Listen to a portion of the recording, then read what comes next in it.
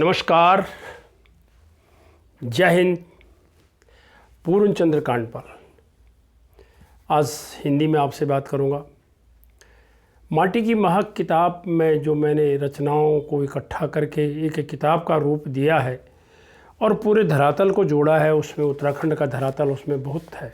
देश का पूरा धरातल है, लेकिन उत्तराखंड का धरातल भी उसमें है।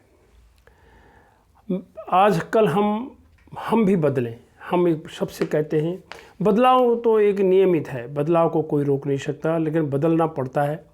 कुछ कुदरती तौर पर बदलाव होता है, लेकिन कुछ मनुष्य में जो कट्टरवाद होता है उससे वो बदलते नहीं, वो लकीर के फ़कीरी में रह जाते हैं।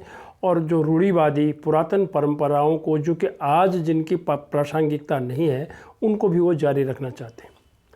अब देखिए, कुछ परंपराओं को हम चाहते थे वो बनी रहे, वो उखड़ गई। उसमें एक है, हर गांव में एक दुधारू पशु हर घर में एक होता था। कम से कम गाय भैंस न भी हो तो एक छोटी सी गाय का प्रबंध होता था, ताकि घर वालों को उसमें दूध मिलते रहते थे और मिलता रहे। और वो दूध, जैसे ही वो गाय दूध देना बंद करती थी तो उसकी अदला बदली करके ऐसे कर लेते थे। फिर भी 12 महीने घर में कहीं न कोई दुधारू पशु होता था। लेकिन परंपरा बिल्कुल बदल गई, उखड़ गई।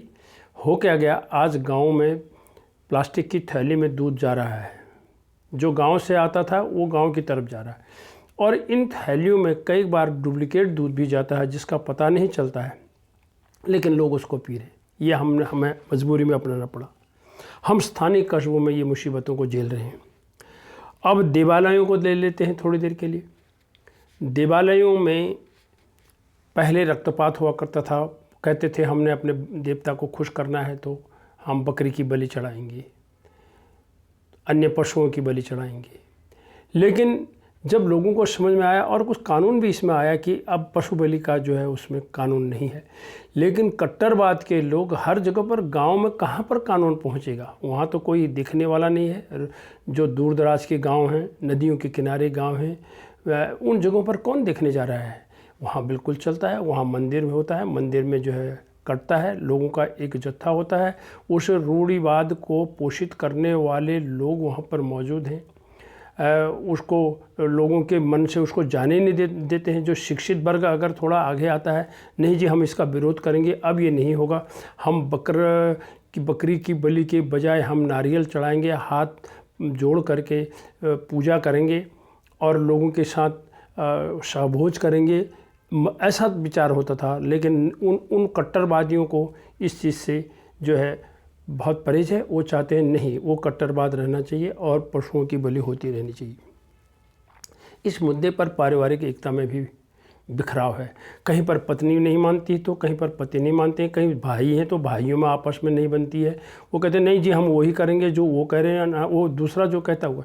लेकिन शिक्षा की जो नई जो पौध आई है, जो भावी पीढ़ी आई है हमारे बीच में, वो ये कहते हैं ये अच्छी चीज़ नहीं है। ये क्या भगवान के मंदिर में, देवालयों में रक्तपात, खून खराबा होना चाहिए?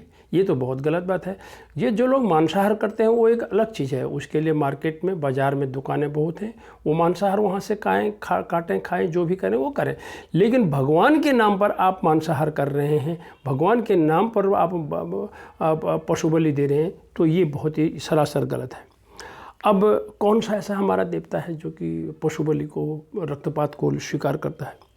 तो इसमें महिलाओं को अब आगे आना पड़ेगा। महिलाओं को ये बोलना पड़ेगा बिल्कुल ये गलत है। साक्षरता बढ़ गई है, बाल विवाह बंद हो गए हैं, और महिलाओं में ये ज्ञान आ चुका है इस चीज़ का कि भाई हमें उन परंपराओं को नहीं अपनाना है जो कि हमें अवांछित लगती हैं आजकल। इसी तरह से पशु बलि की मन्नत मांगना भी बंद करना पड़ेगा।